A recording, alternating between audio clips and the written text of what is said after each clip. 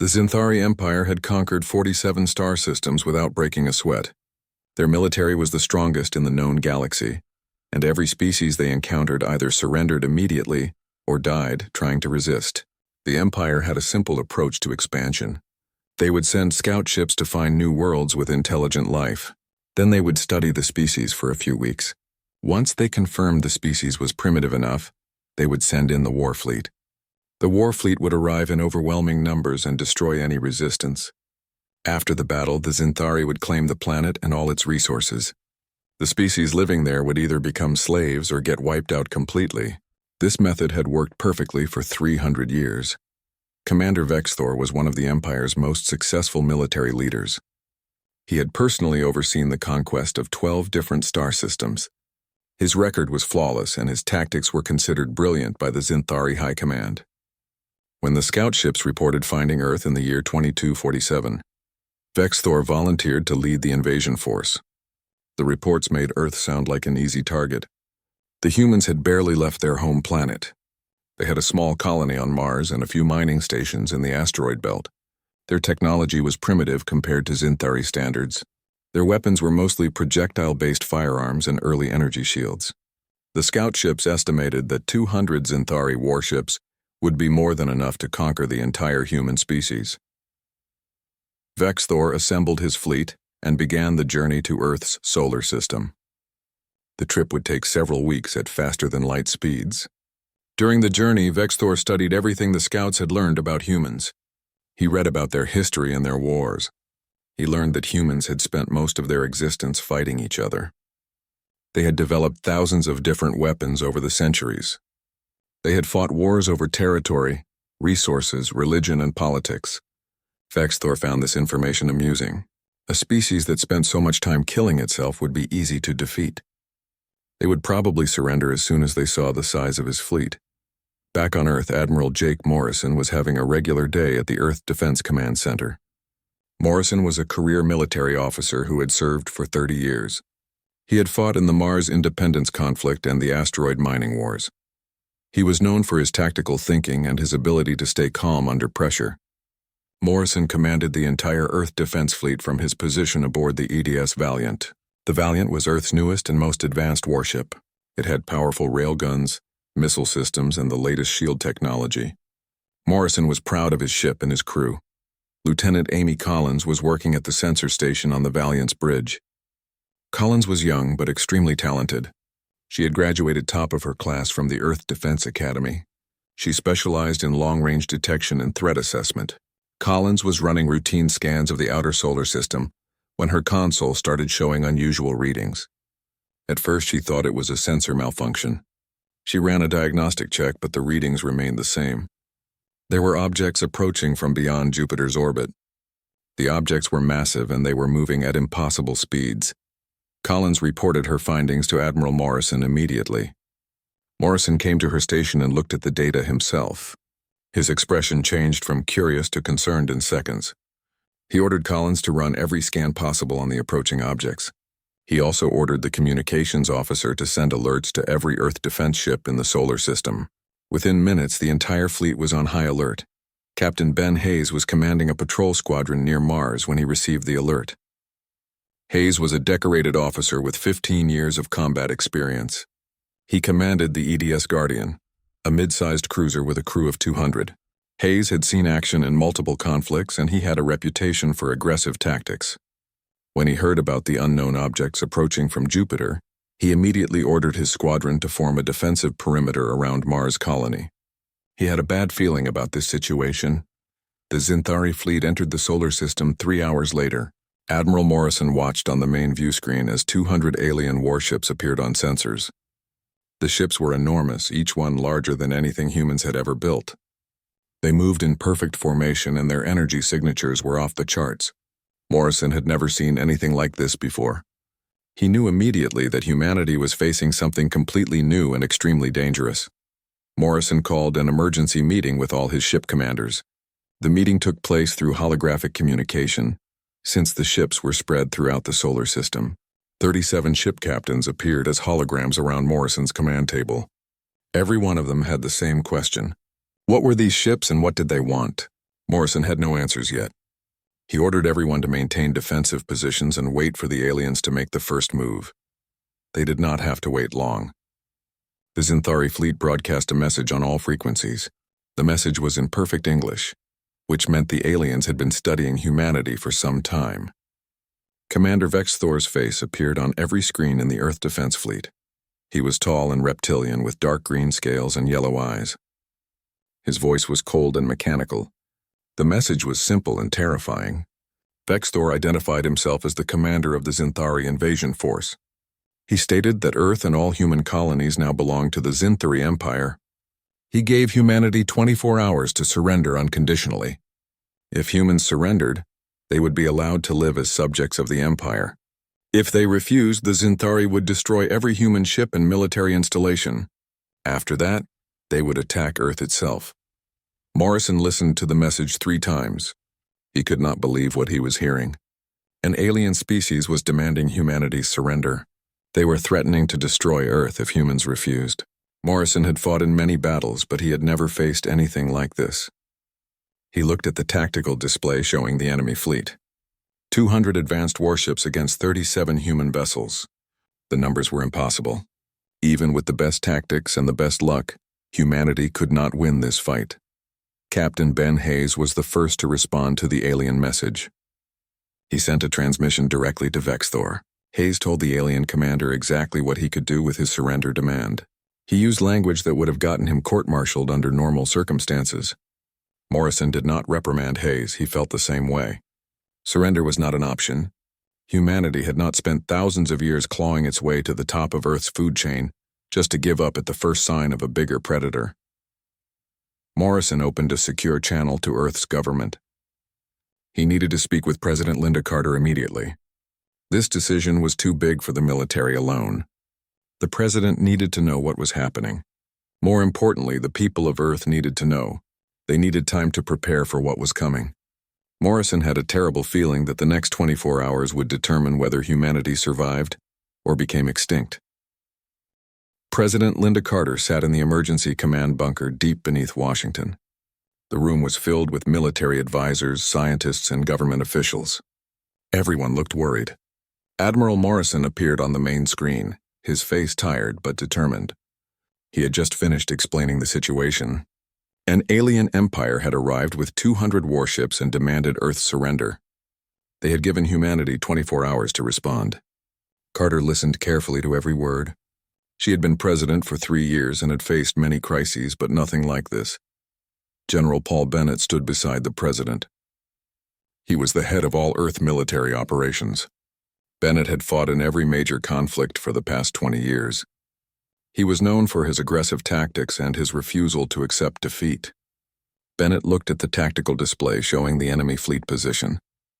He shook his head slowly. The numbers were terrible. 37 human ships against 200 alien vessels. The aliens also had superior technology. Their shields were stronger and their weapons were more powerful. In a straight fight, humanity would lose within hours. Dr. Henry Shaw was also in the bunker.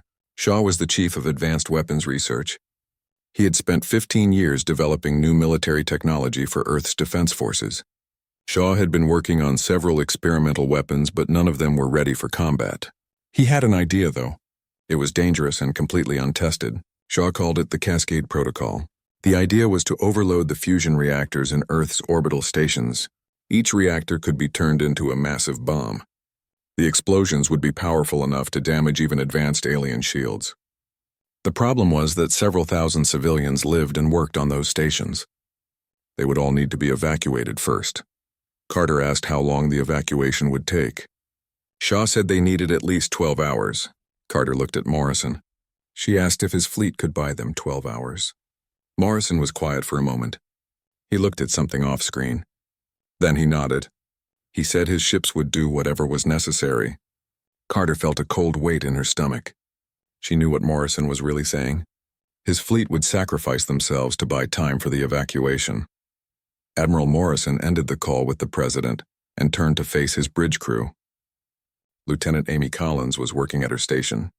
She had been monitoring the alien fleet since they arrived. The aliens had stopped advancing. They were holding position near Jupiter's orbit. Collins thought this was strange. If the aliens wanted to intimidate humanity, why stop so far away? Morrison explained that the aliens were confident. They expected humans to surrender. They saw no need to rush. This was their first mistake. Morrison called another meeting with his ship commanders. 37 holographic faces appeared around the command table. Captain Ben Hayes was there, still angry from the aliens' surrender demand. Captain Lisa Morgan commanded the EDS Phoenix, a heavy cruiser with advanced missile systems. Commander Frank Pierce led the EDS Ranger, a fast attack ship built for hit-and-run tactics. Morrison looked at each face carefully. These were good people. Many of them would die in the next 24 hours. Morrison explained Dr. Shaw's plan. The orbital stations would become bombs. The fleet needed to keep the aliens distracted until the evacuations were complete. Captain Lisa Morgan asked how they were supposed to distract 200 advanced warships. Morrison smiled grimly. He said they were going to use the oldest trick in human military history. They were going to make the aliens chase them. The fleet would spread out across the solar system. Each ship would conduct hit-and-run attacks on the alien formation. The attacks would not do much damage, but they would annoy the aliens. With luck, the aliens would break formation to chase individual human ships. This would buy the time needed for the evacuation. Hayes volunteered to lead the first attack. He said his squadron was already near Mars and ready to fight. Morrison agreed but ordered Hayes to retreat after the first engagement. Hayes protested. He wanted to hurt the aliens badly. Morrison told him that staying alive was more important than getting revenge. Hayes finally agreed, though he did not look happy about it. On Mars colony, engineer Danny Wright was having the worst day of his life. Wright worked in the colony's industrial sector. He maintained the mining equipment and fusion generators. He had received an emergency order from Earth Defense Command. They needed him to turn the colony's industrial equipment into weapons. Wright thought this was insane. Mining charges were not designed for combat. Fusion generators were not bombs. But Earth Defense insisted it was necessary. They sent him detailed instructions for something called improvised explosive devices. Wright gathered his team and explained the situation. His assistant Karen Mills looked terrified. She asked if this meant the colony was going to be attacked. Wright said he did not know, but they needed to be prepared. Mills and Wright spent the next 6 hours converting mining equipment into weapons. They took fusion cores from inactive mining machines. They rigged chemical explosives from the colony's blasting supplies. They created remote detonators from communications equipment. The work was dangerous and rushed. Several times Wright thought the whole thing would explode in their faces. Back on the EDS Valiant, Lieutenant Collins detected movement in the alien fleet. 3 ships had broken formation and were moving toward Mars. Collins reported this to Admiral Morrison immediately. Morrison felt his blood run cold. The aliens were not waiting for the surrender deadline. They were sending ships to attack Mars colony. Morrison tried to contact Captain Hayes, but Hayes was already moving to intercept. The EDS Guardian and 4 escort ships positioned themselves between Mars and the approaching alien vessels. Hayes opened a channel to his squadron. He told them this was going to be rough. The aliens had bigger ships and better weapons, but humans had something the aliens did not understand. Humans knew how to fight dirty. Hayes ordered his ships to split up and use Mars as cover. They would force the aliens to chase them through the planet's atmosphere, where the massive alien ships would have trouble maneuvering. The 3 Zinthari ships approached Mars at high speed. They detected the human vessels and adjusted course to intercept. The lead Zinthari ship fired its main plasma cannon. The beam of superheated energy crossed the distance in seconds. It struck the EDS Guardian's shields and overloaded them instantly. Hayes felt the ship shake violently. Damage reports came from every section, but the Guardian was still flying. Hayes ordered his helmsman to dive toward Mars at maximum speed. The Zinthari ships followed. They were confident they could destroy the small human vessels easily. This was their second mistake. As the alien ships entered Mars' atmosphere, Hayes signaled Danny Wright on the surface. Wright activated the first set of explosives. 3 fusion cores detonated simultaneously in the industrial sector. The explosions created a massive shockwave that reached into the lower atmosphere. The lead Zinthari ship flew directly into the expanding fireball. Its shields flickered and failed. The ship began to break apart. Hayes could not believe it worked. He ordered his squadron to attack the damaged alien ship with everything they had. Railgun rounds and missiles hit the vessel from multiple angles. The Zinthari ship exploded in a brilliant flash of light. The other two alien vessels immediately broke off their attack and retreated. Hayes wanted to chase them but remembered Morrison's orders. He pulled his squadron back to a safe distance. On the surface, Danny Wright stared at the destruction. The industrial sector was completely gone. Dozens of buildings had been vaporized. He checked the casualty reports. 15 people had died in the explosions. Karen Mills was trying to contact survivors. Wright felt sick. They had won a small victory, but the cost was terrible. And this was just the beginning. Commander Vexthor watched the tactical display in disbelief. One of his ships had been destroyed by primitive humans. The species he thought would surrender without a fight had just killed 300 Zinthari warriors. Vexthor felt something he had not experienced in decades. Anger. Pure burning rage at being humiliated by an inferior species. He immediately ordered 50 ships to Mars. He wanted the human colony destroyed completely. He wanted every building reduced to ash. He wanted the humans to understand the price of resistance. Sub-Commander Krelnax received the orders with enthusiasm. He had been waiting for real combat action. The journey to Mars would take 6 hours at maximum speed. Krelnax spent that time studying the sensor data from the first attack. The humans had used some kind of industrial explosives. Their weapons were crude but surprisingly effective. Krelnax decided he would not make the same mistake as the first attack group. He would bombard the colony from orbit. He would not get close enough for the humans to use their primitive tricks. Captain Ben Hayes knew the aliens would come back in force. He contacted Danny Wright on Mars and told him to evacuate everyone immediately. Wright said the evacuation was already underway. Most civilians were heading to the deep shelters beneath the colony. But Wright and 500 volunteers were staying behind. They had spent the last few hours turning the entire industrial sector into one giant trap. Wright said if the aliens wanted Mars, they would have to pay for it in blood. Hayes admired the engineer's courage but thought he was insane. Hayes tried to order Wright to evacuate, but Wright refused. He said these were his people, and this was his home. He was not going to run and hide while aliens destroyed everything he had built. Hayes finally gave up arguing. He understood Wright's feelings. Hayes felt the same way about his ship and crew. Some things were worth dying for. Admiral Morrison sent reinforcements to Mars. Captain Lisa Morgan and the EDS Phoenix arrived with 3 support vessels. Morgan's ship carried Dr. Shaw's experimental weapons.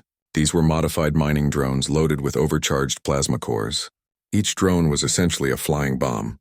They were unstable and dangerous, but they might penetrate the alien shields. Morgan also carried 200 smaller drones equipped with conventional explosives. The plan was to overwhelm the alien point defense systems with sheer numbers. The Zinthari attack force arrived at Mars exactly on schedule. 50 warships dropped out of faster-than-light speed and immediately formed an attack formation. Sub-Commander Krelnax was pleased with the formation. It would allow his ships to concentrate fire on the colony while maintaining defensive coverage. He ordered all ships to begin orbital bombardment.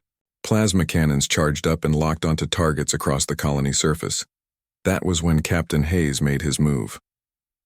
The EDS Guardian and 9 other human ships had been hiding behind Mars waiting for the aliens to arrive. Hayes had positioned his vessels in the planet's shadow, where the alien sensors could not detect them. As soon as the Zinthari fleet settled into bombardment formation, Hayes attacked. 10 human ships appeared from behind Mars at maximum speed. They fired everything they had at the closest alien vessels. The Zinthari were caught completely off guard. 3 ships took heavy damage before their shields could adjust. Krelnax was furious. He ordered half his fleet to break formation and pursue the human ships.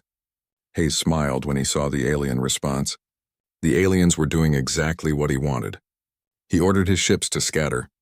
Each vessel went in a different direction. The Zinthari ships split up to chase them. Captain Lisa Morgan was waiting for this moment. As soon as the alien formation broke apart, she launched her drones. 200 small objects shot out from the Phoenix at high speed. They spread out across the battlefield, heading toward different Zinthari ships. The alien point defense systems opened fire immediately. Laser beams and small plasma bursts filled space. Most of the drones were destroyed within seconds. But 20 got through the defensive fire. The explosions were spectacular. Each drone that reached its target detonated with enough force to temporarily overload the alien shields. For a few critical seconds, the affected ships were vulnerable. Morgan took advantage of this. She targeted the weakened ships with her main weapons. The Phoenix's missile systems fired in rapid succession. 12 missiles struck a Zinthari cruiser while its shields were down. The alien ship broke in half and exploded. Sub-Commander Krelnax realized he had made a terrible mistake. He had allowed the humans to divide his fleet. His ships were scattered across Mars' orbit chasing individual human vessels. His formation was broken and his ships were vulnerable. Krelnax ordered his fleet to reform immediately. But reforming under fire was difficult. 2 more Zinthari ships were destroyed before the fleet could regroup. On the Mars surface, Danny Wright watched the space battle through the colony's sensors. He could see explosions lighting up the sky. He knew this was his moment. Wright activated the second wave of explosives. The entire industrial sector erupted in a series of massive detonations. Fusion cores, chemical explosives, and fuel storage tanks all went up simultaneously. The explosions were so powerful, they created a temporary atmosphere disturbance visible from orbit. 3 Zinthari ships that had moved into low orbit to avoid the space battle were caught in the blast wave. Their shields absorbed most of the energy, but the electromagnetic pulse from the fusion detonations disrupted their systems. The ships lost power for several seconds. That was enough time for Hayes and his squadron to attack. The disabled ships were destroyed before they could recover. Karen Mills was in the deep shelter when the explosions occurred. The ground shook so violently that people were thrown off their feet. Mills tried to contact Wright but got no response. She checked the sensors and felt her heart sink. The industrial sector was gone. Everything above ground in that area had been vaporized. Mills knew that Wright had been coordinating the explosions from a reinforced bunker. She hoped the bunker had protected him, but the sensor readings were not promising. Sub-Commander Krelnax had lost 13 ships. 13 ships destroyed by primitive humans using crude weapons and desperate tactics. Krelnax knew he should press the attack. He still had 37 ships against maybe 15 human vessels. But his confidence was shaken. These humans were not behaving like any enemy he had faced before. They were not trying to win. They were trying to make the Zinthari pay as high a price as possible. Every small victory cost lives on both sides, but the humans did not seem to care about casualties. Commander Vexthor contacted Krelnax directly. Vexthor was watching the battle from his flagship near Jupiter. He was beyond angry now. He was enraged. 20 ships lost in total, 20 ships destroyed by a species that should have surrendered immediately. Vexthor made a decision based on emotion rather than tactics. He ordered Krelnax to withdraw. More importantly, he ordered the entire Zinthari fleet to advance to Earth immediately. No more waiting for the surrender deadline. No more cautious approaches. Vexthor wanted to crush humanity once and for all. Admiral Morrison watched the alien fleet begin moving toward Earth. They were coming faster than expected. Morrison checked the evacuation status of the orbital stations. Dr. Shaw reported that evacuations were 70% complete. They needed another 6 hours. Morrison knew they would not get 6 hours. The aliens would arrive in less than 30. Morrison opened a fleet-wide channel. He told every ship commander to fall back to Earth. The final battle was about to begin. Captain Hayes received the recall order but hesitated. Mars was still under threat. The Zinthari attack force was withdrawing, but they could return. Hayes contacted Danny Wright one more time. This time Wright answered. He was alive but injured. The bunker had protected him, but barely. Wright said the colony would survive. They had enough defenses left to hold off any small attacks. Hayes should go protect Earth. That was more important now. Hayes ordered his squadron to set course for Earth at maximum speed. He looked back at Mars one last time. The red planet was scarred and burning. The industrial sector was a massive crater, but the colony was still there. The humans were still alive. Mars had survived. Hayes turned his attention forward. The real battle was about to start, and humanity needed every ship it could get. The Zinthari Armada entered Earth's orbital space like a dark cloud blocking out the stars. 180 ships remained after the losses at Mars. Commander Vexthor positioned his flagship at the center of the formation. He wanted to personally witness humanity's destruction. His sensors showed 30 human warships arrayed in a defensive perimeter around Earth. Vexthor felt satisfaction at the sight. The humans had gathered their entire remaining fleet for one last desperate stand. It would not matter. The numbers were still overwhelmingly in his favor. Admiral Jake Morrison stood on the bridge of the EDS Valiant, surrounded by his command crew. Lieutenant Amy Collins had returned from Mars aboard an emergency shuttle hours earlier. She was exhausted but refused to leave her post. Collins coordinated communications between all fleet vessels. Captain Ben Hayes commanded the forward defensive line with 8 ships. Captain Lisa Morgan led the port flank with 7 vessels. Commander Frank Pierce held the starboard position with 6 ships. Morrison kept 8 ships in reserve, including the Valiant. The orbital stations appeared to be in chaos. Small transport ships were fleeing in every direction, carrying the last of the evacuees. Vexthor saw this and felt contempt. The humans were panicking exactly as he expected. He ordered his fleet to ignore the fleeing transports. They were harmless civilian vessels. His ships should focus on destroying the military targets first. Vexthor made this decision quickly without much thought. It was his third major mistake. Those transport ships were not carrying civilians anymore. The evacuations had finished 2 hours ago. Dr. Henry Shaw had spent those 2 hours filling every transport with explosives. Chemical bombs, overcharged power cells, and unstable fuel containers packed every available space. The transports were piloted remotely from the surface. Each one was a guided missile disguised as a fleeing civilian ship. There were 300 of them scattered across Earth's orbital space. Dr. Patricia Lee monitored the orbital reactor systems from her station in Geneva. The 6 remaining orbital stations were ready. Their fusion cores had been pushed far beyond safe operating limits. The magnetic containment fields were degrading rapidly. Lee estimated they had maybe 20 minutes before the reactors went critical, whether she triggered them or not. She waited for Admiral Morrison's signal. Her hand hovered over the detonation controls. President Linda Carter addressed the planet one final time.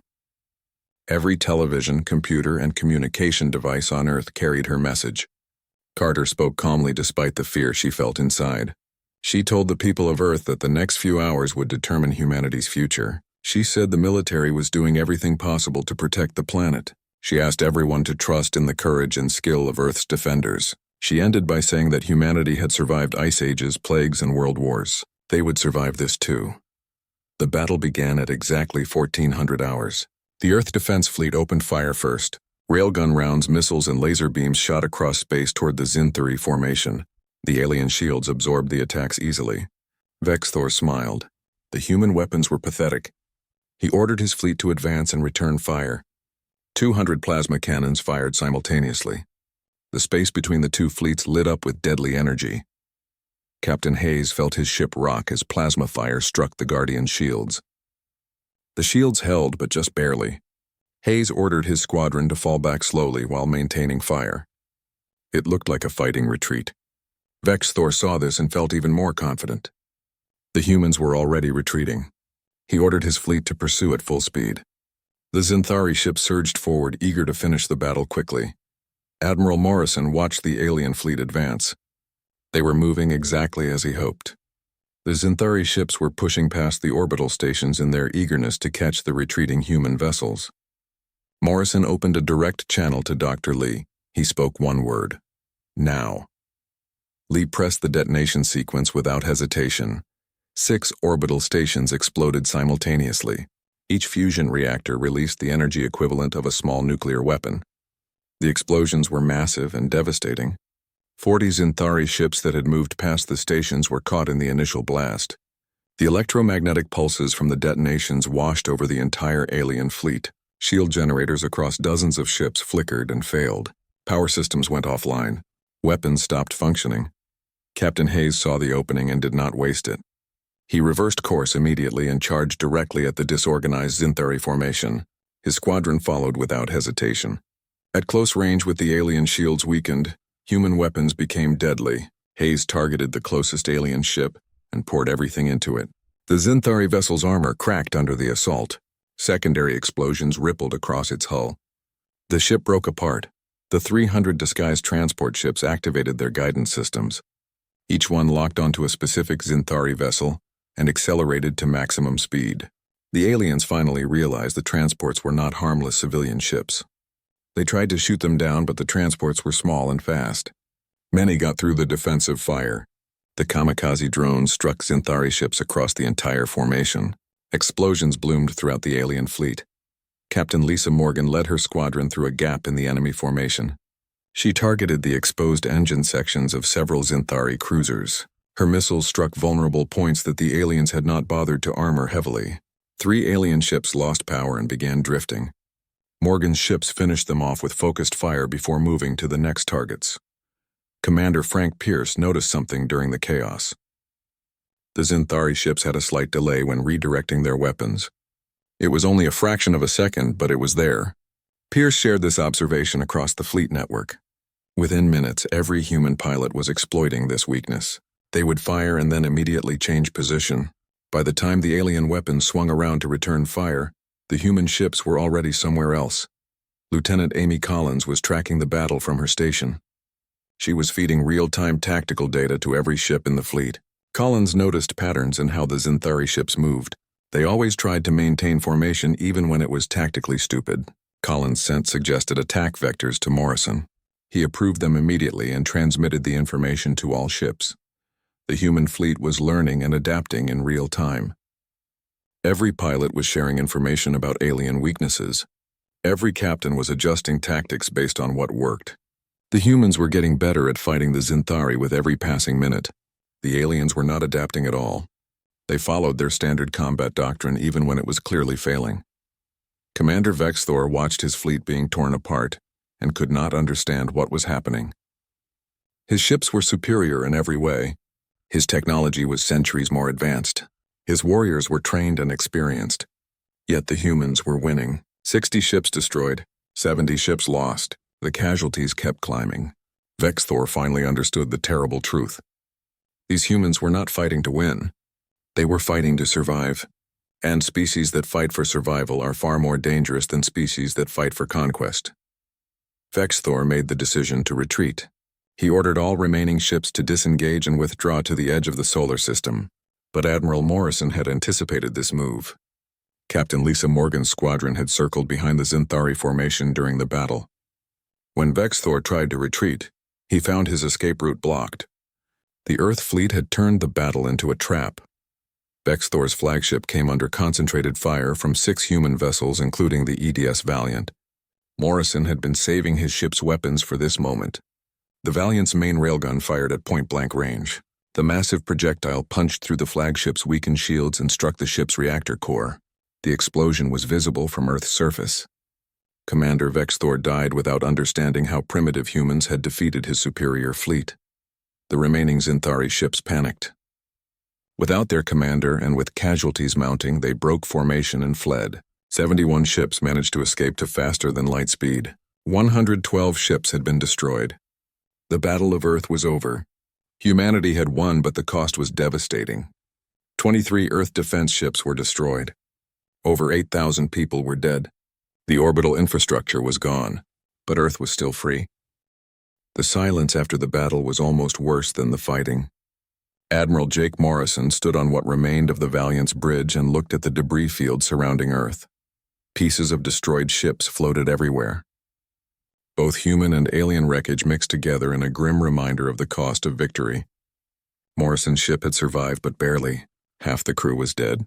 The engines were failing. Life support was running on emergency backup power. Morrison felt exhausted in a way he had never experienced before.